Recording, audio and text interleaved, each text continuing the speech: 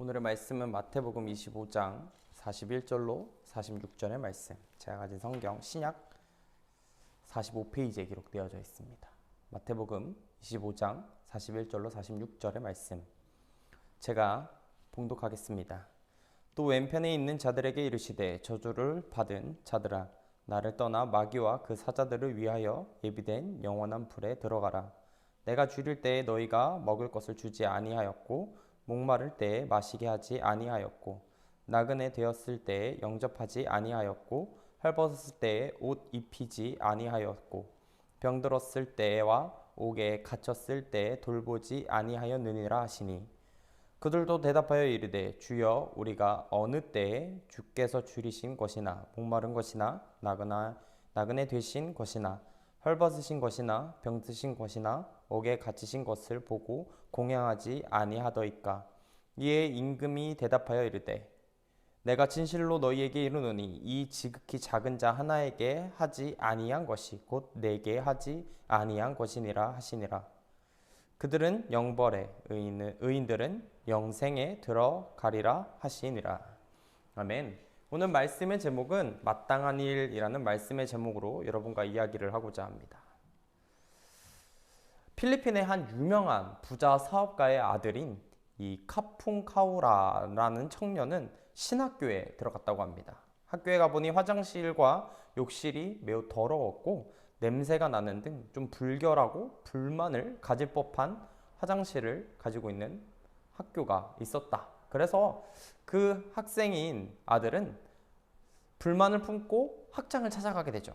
그래서 이렇게 이야기합니다. 교수님, 이렇게 더러운 곳에 어떻게 공부할 수 있습니까? 이것 좀 치워 주십시오. 깨끗하게 해주세요. 라고 이야기를 했습니다. 그러자 학장은 알겠다라며 내가 다 알아서 조치할 테니 가만히 좀 있으라 라고 얘기했다고 하죠. 그래서 조금 뒤 이 학생은 다시 그 화장실을 가 보았습니다. 어떻게 처리가 되어 있는지 확인하고 싶었겠죠. 요란한 소리가 들렸습니다. 씻는 소리, 바닥을 닦는 소리. 청소부를 데려다가 청소를 하는 줄 알고 들어가 보니 학장님이 직접 청소를 하고 있었다고 합니다. 학장님이 기쁘게 청소를 하다가 이 학생을 보고 다음과 같이 이야기했습니다. 조금 있다 들어오게 곧 화장실은 깨끗해질 거네. 학장님, 청소부를 데려다가 시키면 될 일인데 왜 직접 화장실을 청소하시죠? 그러자 학장은 천국은 그런 곳이 아니라네. 교회나 신학교는 이를 보는 사람이 먼저 하는 걸세 라며 이야기했습니다. 그리고 또 다음과 같이 이야기하죠. 돈으로 해결할 것이 아니란 말이네. 힘으로 하는 것도 아니고 불결하다고 생각하는 사람, 잘못됐다고 보는 사람, 쓰레기를 보는 사람 하나하나가 청소할 때 우리의 삶의 주변은 깨끗해질 수 있는 것입니다. 라고 이야기했습니다. 여러분, 이 나라 사람 모두가 뭐 다 이렇게 행동할 수 없겠죠. 하물며 우리도 이렇게 행동할 수 없습니다. 하지만 한 사람 한 사람이 보이는데 바꾸기를 먼저 자처하고 쓰레기 줍고 먼저 청소할 때 나 하나가 회개하고 나 한 사람이 겸손해지는 것처럼 먼저 솔선수범하는 것, 즉 우리의 삶, 우리의 주변, 그리고 이 나라에서 우리가 먼저, 내가 먼저 가야 하는 그 길을 먼저 걸어가는 것은 방금 읽은 예화와 같이 마땅히 해야 될 일들입니다. 여러분은 여러분의 삶에서 과연 당연히 해야 될 일을 하며 살아가십니까? 오늘은 그 해야 될 일들에 대해서 여러분과 이야기를 나누고자 합니다.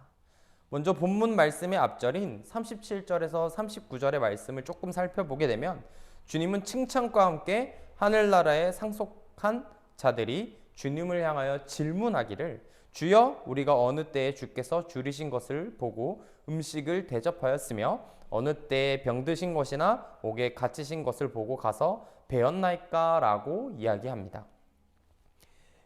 이러한 그들의 질문은 그들이 진정한 사랑의 실천자였음을 증거가 돼 준다고 하였습니다. 왜냐하면 진정한 사랑은 그 어떠한 보상이나 대가도 기대하지 않으며 또 그 사랑을 실천하고도 인해 잊어버리는 것이기 때문입니다.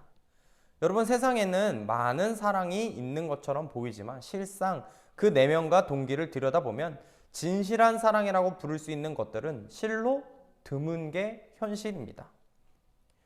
진짜 이 세상에는 그 어떠한 보상이나 대가를 바라며 사랑을 베푸는 척하는, 즉 사람들이 너무 많다는 것이죠. 그러한 사람들은 자신들에게 찬양과 감사가 돌아올 경우에는 앞다투어 나서서 도우려 하지만 아무것도 소득을 얻을 수 없다, 즉 아무도 알아주지 않는 곳이라면 냉정하게 변하는 게 사람의 마음입니다. 언젠가 신문에 보도된 바에 의하면 평소에는 335 짝을 지어 한 벌에 수백만 원을 하는 코트를 사서 돌아다니다가 물난리가 나자 몸에 값비싼 옷을 두르고 수해 현장에 나타난 일부 장관 부인들이 있었다고 합니다. 그런데 그들이 수해 현장에 나타나 봉사를 한답시고 야단법석을 떨었던 이유는 그 자리에 수해 현장을 취재하는 수많은 기자들이 나와 있었기 때문이죠.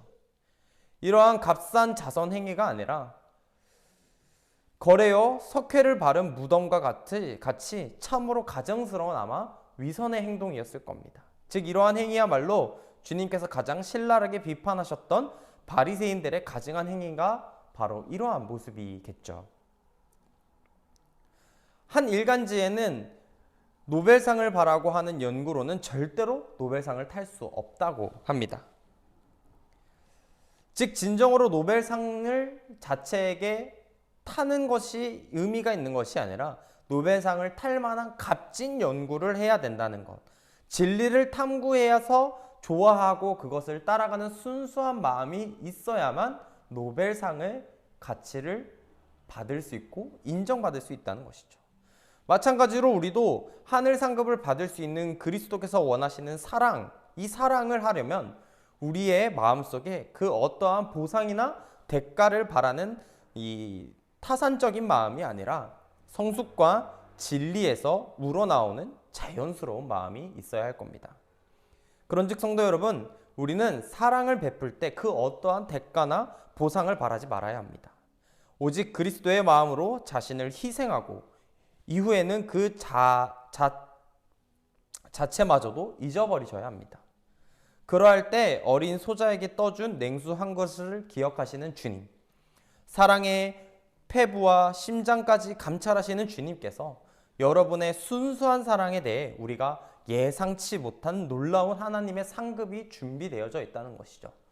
거칠애로 나아가 피해를 받은 사람들에게 보여주기식 행사를 보이는 모든 그러한 사람들보다, 그리고 무언가를 얻어낼 수 있는 목적을 가지고 상급을 바라며 나아가는 것보다는 우리가 먼저 희생하고 오로지 그리스도의 마음으로 우리의 자리에서 최선을 다할 때 이미 주님은 준비되어져 있는 사랑을 베푸실 거라는 겁니다.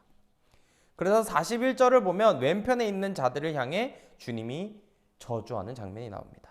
여기서 왼편에 있는 자들이란 42절과 43절에 이른 대로 줄이고 목마르며 헐벗고 병든 자들과 같이 고통받는 사람들을 돌아보지 아니한 사람을 이야기하는 거겠죠. 주님이 이 왼편의 사람들을 향해 저주받은 자들이라고 말씀하시며 마귀와 그 사자들을 위해 마련된 영원한 풀무불에 들어간다 이야기하고 있습니다. 그런데 43절에서 44절을 살펴보게 되면은 그들은 살인이나 강도와 같은 무서운 범죄를 저질러 풀무불에 들어가는 것이 아닙니다. 그들이 잘못이 있다면 다만 이웃의 고통에 무관심했다라는 것뿐이죠. 그런데로 이토록 엄한 책망을 받는 일은 과연 어찌된 일일까요? 주님의 심판이 너무 가혹한 거 아닐까? 살인도 있고 강도짓도 있지만 그것 외에 우리가 이웃에게 베풀어야 될 자비와 긍휼을 베풀지 않았다? 그래서 풀무불에 들어간다는 것은 조금 과한 처사가 아닐까라고 생각할 수 있습니다. 그런데 우리는 이러한 문제를 생각해 보기 전에 먼저 이 세상의 형법에 대해 생각해 볼 필요가 있어요. 즉 사람이 만든 형법에서는 죄가 어떻게 성립되는지를 살펴보아야 한다는 것이죠. 형법을 보면 죄로 처벌되는 범죄를 크게 두 가지로 나눌 수 있습니다. 그것은 바로 자기와 죄의 부작위의 차이가 있다는 것이죠. 여기서 자기의 죄란 살인, 강도와 같이 적극적으로 범죄 행위를 통해 죄를 범하는 것이고, 부자기의 죄란 마땅히 해야 할 일을 하지 않았기 때문에 죄가 되는 경우를 이야기합니다. 예컨대 엄마가 아기에게 젖을 주지 않아 아기가 사망하거나 부모가 물에 빠져 죽어가는 자식을 구조하지 않음으로써 자녀가 죽는다면 그들 모두 부자기에 의한 살인죄를 저지른 셈이 되어 자기에 대한 살인죄와 동일한 처벌을 받게 된다는 것이죠. 그리고 프랑스와 같은 나라에서는 이러한 법리를 확장하여 만일 지나가는 사람의 위기를 보고도 그냥 지나치며 못 본 척 지나가는 사람에게는 처벌하는 규정까지를 두고 있는데 우리가 흔히 많이 들어볼 법한 그 규정의 이름은 선한 사마리아인 규정이라 부릅니다. 그렇다면 여러분 생각해 보십시오. 세상의 범위에서도 마땅히 도와야 할 사람이 그 의무를 게을리할 경우 그 책임을 묻고 있는데 하물며 하나님의 법은 다르겠습니까? 똑같다는 것이죠. 우리가 마땅히 도와야 할 사람을 돕지 않는다면 심판을 받는 것이 당연하지 않겠습니까? 그러므로 우리는 이웃이 나와 관계없어서 이웃이 나랑 전혀 남이라 그들의 세상의 고통을 무시하고 무관심하거나 냉정하게 지나쳐서는 안 된다라는 것입니다. 하나님께서는 세상 모든 사람들을 한 혈통으로 지으사 모두에게 가족과 같이 사랑의 마음으로 품으라 이야기하셨죠. 성도 여러분께서는 이웃의 고통을 주님과 자기 자신의 고통으로 알아 고통당하는 이웃을 향하여 그리스도의 사랑을 베풀 수 있어야 합니다. 그리고 고통당하는 이웃에게 무관심한 것도 하나님의 눈에 심판을 받기에 마땅한 범죄임을 우리는 인식해야 한다는 것이죠. 그래서 46절을 보게 되면 주님은 그들은 영벌에 의인들은 영생에 들어가리라 하시니라 라고 대답하십니다. 이것은 앞선 31절에 시작됐던 최후 심판에 대한 주님의 판결, 곧 세상의 법정 용어로 표현하면 대법원의 확정 판결이 되지 않을까 싶습니다. 그러하면 이러한 주님의 판결은 그 어떠한 판결로도 번복할 수 없는 최종적인 판결의 상태라는 것이죠. 이로써 의인과 죄인들의 운명은 영원히 결정되고 만 것입니다. 그렇다면 우리는 이렇게 엄숙하고도 두려운 그리스도의 최후 심판을 바라보면서 과연 무서워만 하고 자책하고만 살아야 되냐? 아니겠죠. 여러분, 양과 염소의 비유에 나타난 주님의 최후 심판 장면을 보면 주님께서는 세상의 어느 재판보다도 완벽한 재판을 하고 계십니다. 즉 주님께서는 자의적으로 판단하지 않으시고 분명한 증거를 기준으로 판결을 내리신다는 것이죠.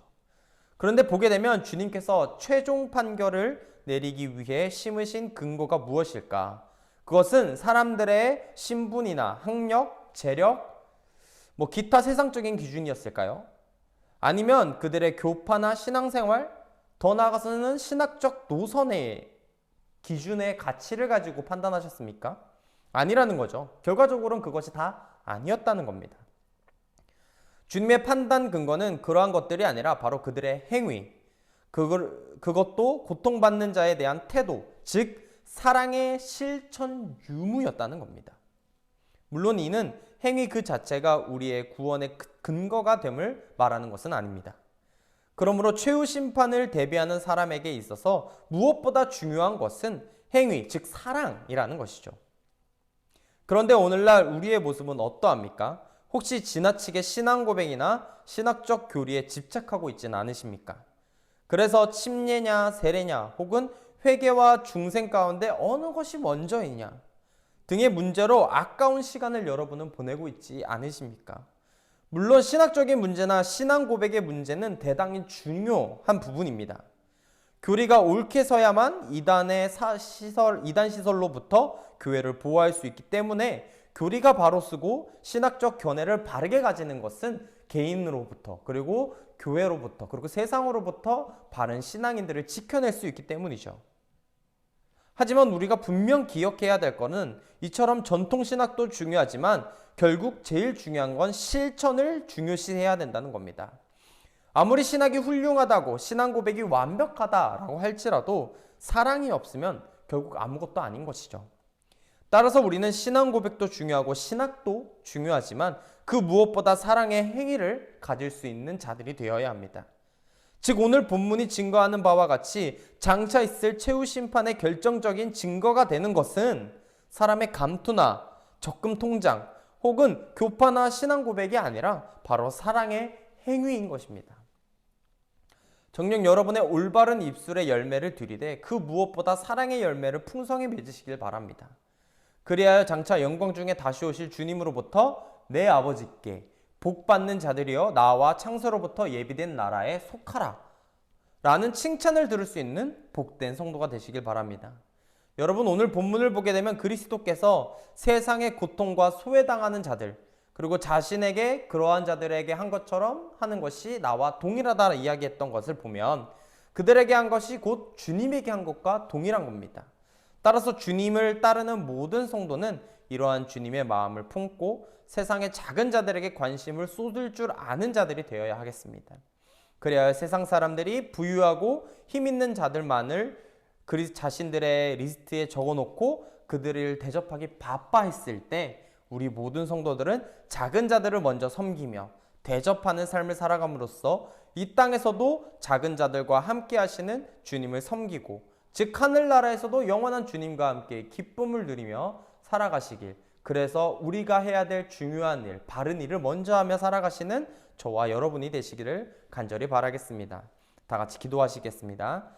사랑이 많으신 하나님, 우리는 우리가 살아가는 그 모든 일들 가운데 먼저 해야 될 일들이 있다 이야기합니다. 그것이 주님의 일이 될 수 있도록 우리를 붙들어 주시옵소서.